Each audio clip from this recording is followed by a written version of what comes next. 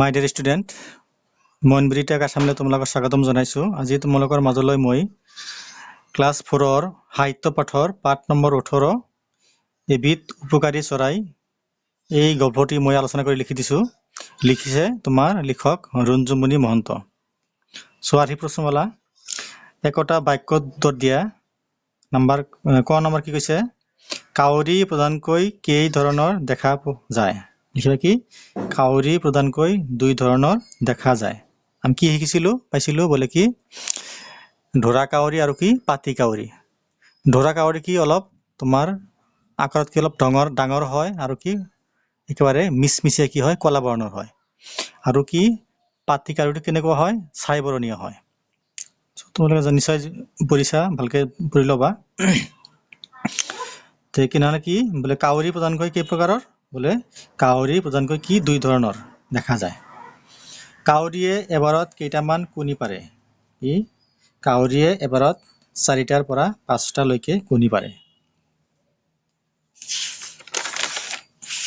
Next চোৱা, মই লিখি দিছো।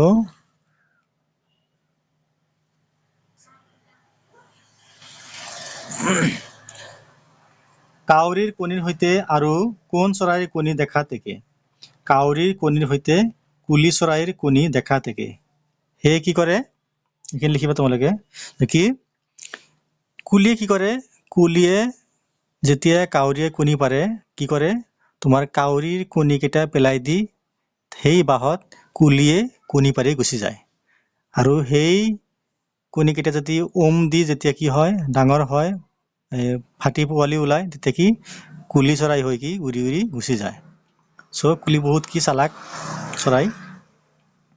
এই কৈছে কি নিশ্চয় কি তেনেহলে কাউৰীৰ কণী আৰু কি কুলি চৰাইৰ কণী কি নিশ্চয় কি একেবৰণৰ হয়। সেইকাৰণে কৈছে কি বোলে কাউৰীৰ কণীৰ সৈতে আৰু কোন চৰাইৰ কণী দেখা থাকে? বোলে কাউৰীৰ কণীৰ সৈতে কুলি চৰাইৰ কণী দেখা থাকে। কাউৰীৰ খাদ্যৰ বিষয়ে বৰ্ণনা কৰা। মই লিখি দিছো, এনেকে ধুনীয়াকে লিখি দিছো, লিখিবা তোমালোকে।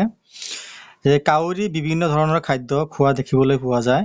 সেইবোৰ হ'ল পকা আম, পকা অমিতা, জামু, লিচু, শাক পাচলি, এন্দুজাতীয় প্ৰাণী, ভেকুলী, গেলাপচা, গৰু ম'হৰ ছালত থকা চিকুৰা আদি।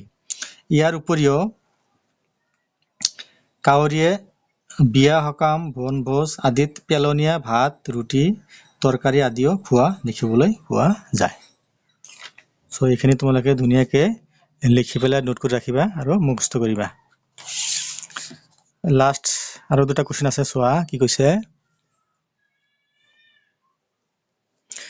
কাউৰীৰ আকৃতি আৰু প্ৰকৃতিৰ বিষয়ে বৰ্ণনা কৰা।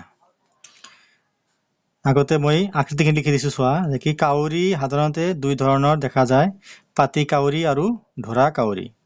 ঢোৰা কাউৰী পাতি কাউৰীতকৈ অলপ ডাঙৰ। পাতি কাউৰী দীঘলে 15 ইঞ্চি মান হ'ব। ইয়াৰ ডিঙি আৰু বুকুৰ বৰণ ফুট ছাই বৰণীয়া আৰু আন অংশ কলা। ঠোঁটটো সামান্য বেঁকা, পাখি দুখন ডাঙৰ আৰু শক্তিশালী। আৰু এইখিনি হ'ল প্ৰকৃতি। কাউৰী সাধাৰণতে প্ৰতিবাৰতে কণী পাৰিবৰ বাবে সুকীয়াকৈ বাহ সাজে। ইহঁতে সাধাৰণতে জাক পাতি থাকে আৰু বিভিন্ন ধৰণৰ খাদ্য খায়।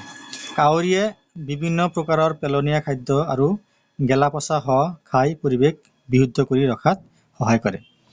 বিপদৰ সময়ত এটা কাউৰীক এৰি আনটো কাউৰী গুচি নাযায় আৰু ওচৰত থাকি জুম বান্ধে আৰু চিঞৰি থাকে। ইহঁতৰ একতা বেছি। কাউৰীয়ে আমাৰ কি কি উপকাৰ কৰে বাৰু? লিখিবা কি কাউৰীয়ে